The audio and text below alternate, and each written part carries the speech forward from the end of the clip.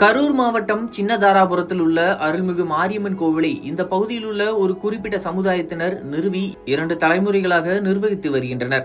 கடந்த 1973ஆம் ஆண்டு இந்து சமய அறநிலைத்துறை கட்டுப்பாட்டிற்கு இந்த கோயில் கொண்டு வரப்பட்டது. இதையடுத்து இந்த கோவிலில் பட்டியலின சமுதாயத்தினரை வழிபட அனுமதிக்க வேண்டும் என கூறி நீதிமன்றத்தில் வழக்கு தொடரப்பட்டது. இரு தரப்பினரிடையே வழிபாடு உரிமை தொடர்பாக ஏற்பட்ட பிரச்சனையில் 8 ஆண்டுகளுக்கு முன்னர் கோயில் பூட்டப்பட்டது. வழக்கு நீதிமன்றத்தில் நடைபெற்று வந்த நிலையில் கடந்த சில தினங்களுக்கு முன்னர் இரு தரப்பினரும் வழிபட இந்து சமய அறநிலைத்துறை நடவடிக்கை எடுக்க வேண்டும் என நீதிமன்றம் உத்தரவிட்டது. இதையடுத்து நேற்று இந்து சமய அறநிலைத்துறை அதிகாரிகள் கோயிலை அனைத்து தரப்பினரும் வழிபட உரிமை உண்டு என்ற பெயர் பலகை வைத்தபோது கோயிலை நிறுவி சில தலைமுறைகளாக நிர்வகித்து வந்த தரப்பினர் எதிர்ப்பு தெரிவித்தனர். இதனால் போலீசாருக்கும் பொதுமக்களுக்கும் இடையே தள்ளுமுள்ளு ஏற்பட்டது. இதையடுத்து கோயிலை திறப்பது ஒத்திவைக்கப்பட்டது.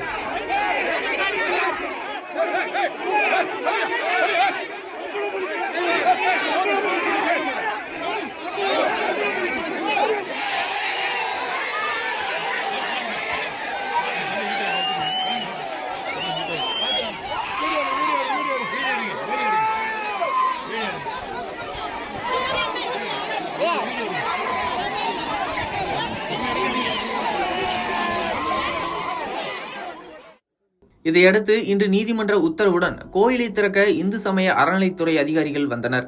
ஆனால் அதற்கு சற்று முன்னரே தற்போது கோயிலை நிர்வகித்து வரும் தரப்பினரே கோயிலை திறந்துவிட்டனர்.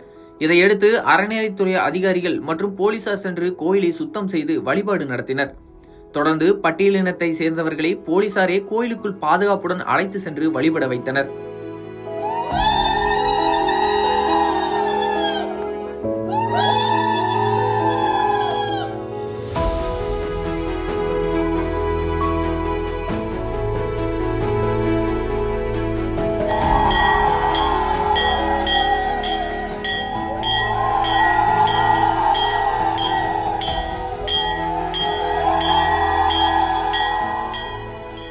இதையடுத்து 8 ஆண்டுகளாக நீடித்து வந்த பிரச்சனை முடிவுக்கு வந்தது.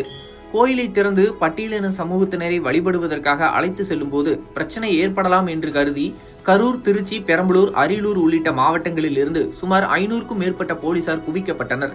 இதனால் கோயில் வளாகம் பரபரப்பாக காணப்பட்டது.